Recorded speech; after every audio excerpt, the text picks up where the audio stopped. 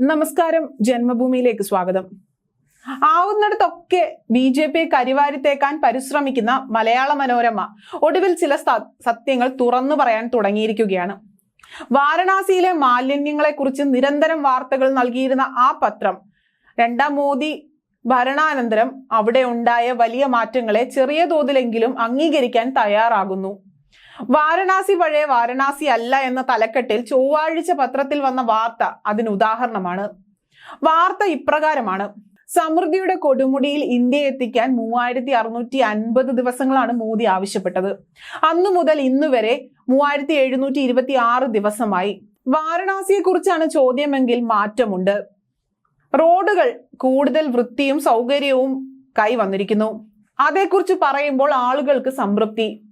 മോദിയെക്കുറിച്ച് പറയുമ്പോൾ തൊഴിലില്ലായ്മയും പണപ്പെരുപ്പവും കർഷകരോഷവും അവർ കാര്യമാക്കുന്നില്ല. ഇന്ത്യയിലെ പൗരാണിക നഗരങ്ങളിൽ ഒന്നായ വാരണാസിയുടെ മുഖച്ഛായ മാറ്റുന്ന വൻ വികസന പരിപാടികളെ കുറിച്ച് അന്നാട്ടുകാർ വാചാലരാകുന്നു. വാരണാസിയിലെ ഏറ്റവും തിരക്കുള്ള ആസിഗട്ടിലേക്ക് ഇറങ്ങുന്ന പടിയിൽ ഒരാൾ ഇരിപ്പുണ്ട്. ചില്ലറയിട്ടാൽ മെഷീനിൽ തൂക്കം നോക്കാം. വലിയൊരു മോദി ചിത്രം കയ്യിൽ പിടിച്ചാണ് ആളെ ആകർഷിക്കുന്നത്. ഇങ്ങനെ പോകുന്നു മലയാള മനോരമയുടെ വാർത്ത.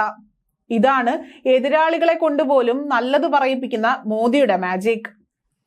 അതേസമയം ലോക്സഭയിലേക്കുള്ള തിരഞ്ഞെടുപ്പ് നടപടികൾ അവസാനിക്കാൻ ദിവസങ്ങൾ മാത്രം ബാക്കി നിൽക്കെ പശ്ചിമ ബംഗാളിൽ BJP ഏറ്റവും വലിയ നേട്ടം ഉണ്ടാക്കുമെന്നും പ്രധാനമന്ത്രി നരേന്ദ്രമോദി പറഞ്ഞു.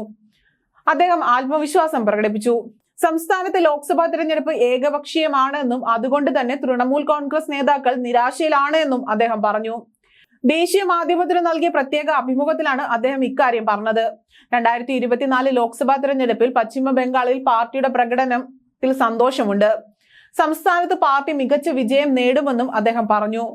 ബംഗാൾ തിരഞ്ഞെടുപ്പിൽ TMC പാർട്ടി നിലനിൽപ്പിനായി ആണ് പോരാടുന്നത്. കഴിഞ്ഞ നിയമസഭാ തിരഞ്ഞെടുപ്പിൽ നിങ്ങൾ അത് കണ്ടിരിക്കണം.